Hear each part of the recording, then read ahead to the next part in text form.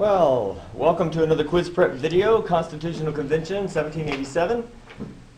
Let's get into this. We covered many things this week. Let's hone it down and give you some things to focus on. So, Articles of Confederation, very weak. They're going to scrap those, so they're having a meeting as a way to say, hey, let's sit together and let's revamp the Articles of Confederation. That meeting was called the Constitutional Convention, and they did it during the year 1787. Most of the delegates who went from the 12 of 13 states, there were 55 delegates, they didn't really know what to expect. Once they started getting into it, they realized, I think we should just take the articles and scrap them and start all over. People had different plans on how to make that happen because they wanted a system of government that would benefit them. Okay? Large states wanted it to benefit them based on representation in Congress, based on population. The small states were like, that's not fair. We want it, every state gets one, vote. And so there were a couple of different plans. The Virginia plan, when they were working things out at the convention, the Virginia plan was the plan that benefited the states with large populations, and the New Jersey plan benefited the states with small population. Now, in your book on page 216 is a graphic that outlines this.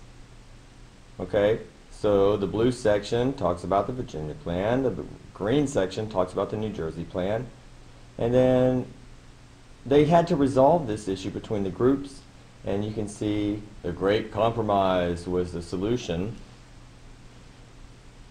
And so what it said was, hey, let's split it and so that there's two houses, okay? And so the Senate would give each state equal representation. The House of Representatives would be based on population. And so the large states got what they wanted and the small states got what they wanted. So everyone was happy. Now,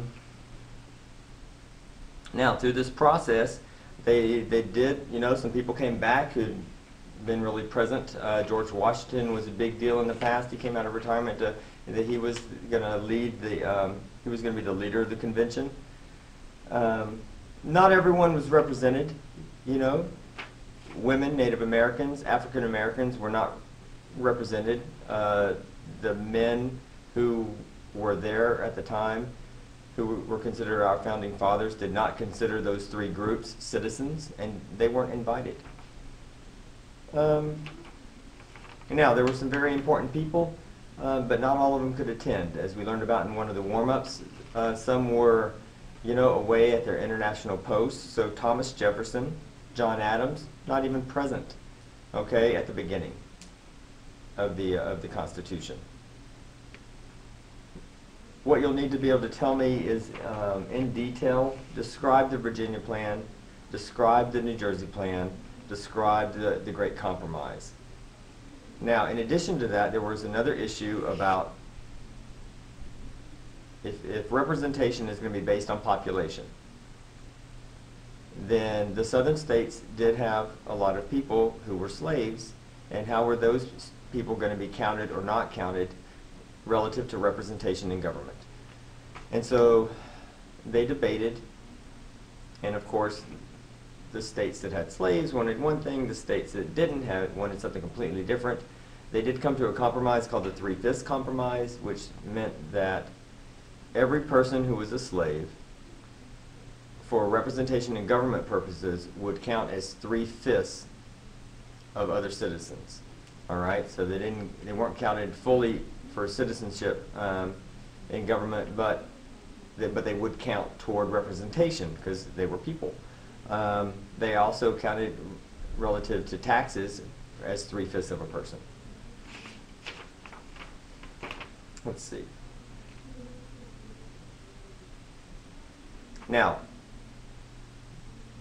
everyone, once they had the Great Compromise, they wrote it out and they wrote the U.S. Constitution. The U.S. Constitution was replacing the Articles of Confederation.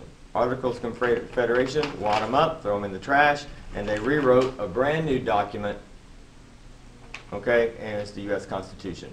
Now, when it was first written, everyone liked it. but not everyone would sign it. Not all the states would ratify it and sign it. The Federalists, who believed in a strong central government, they said, you know what, this is ready to go, let's everyone sign it, I'm good for this. Other states, as you know, I would have been one of the other states, said, hold on, it's good, but it doesn't really ensure protection of my individual personal rights. And so they were the anti-federalists, and they were more for a little more strength in the states. There were differences that we learned about today, Thursday, in class. What did the Federalists believe? What did the anti-federalists believe? So the two sides had to come together and sit and say, how are we going to resolve this issue? And the result was, well, let's amend the Constitution. Let's make some changes to the Constitution. And they're allowed to do that. And so they came up with 10 ideas. Excuse me, 12 ideas they came up with. 10 of them were adopted and added as amendments to the Constitution, and that we know as the Bill of Rights.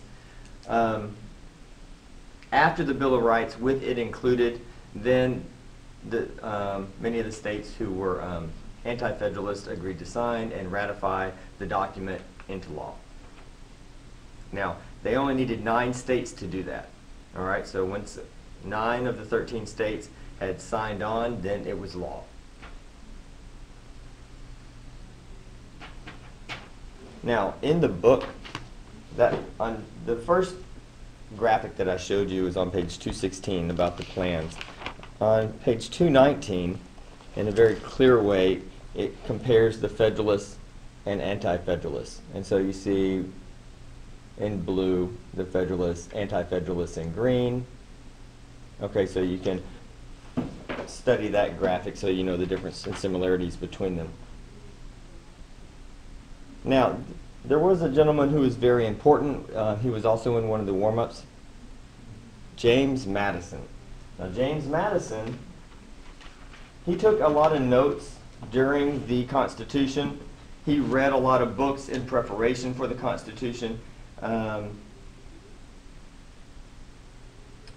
And the text has a whole section on him, and they describe him as perhaps the most important participant in the whole convention. And he could speak to any point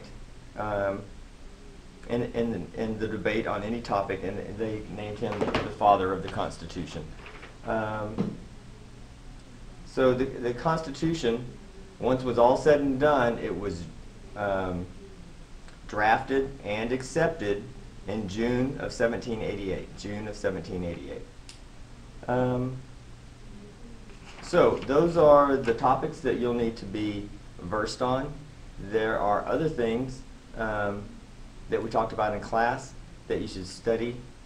So the notes that we took down on the foldable, the tri-fold sheet. There is also the column of questions that we did today that you could study, and your foldable with the 2 plans at the top and the other 2 plans at the bottom. So Virginia, New Jersey, 3/5, Great Compromise. So you can use that on the quiz. Okay, good luck, good studying, and I'll see you tomorrow.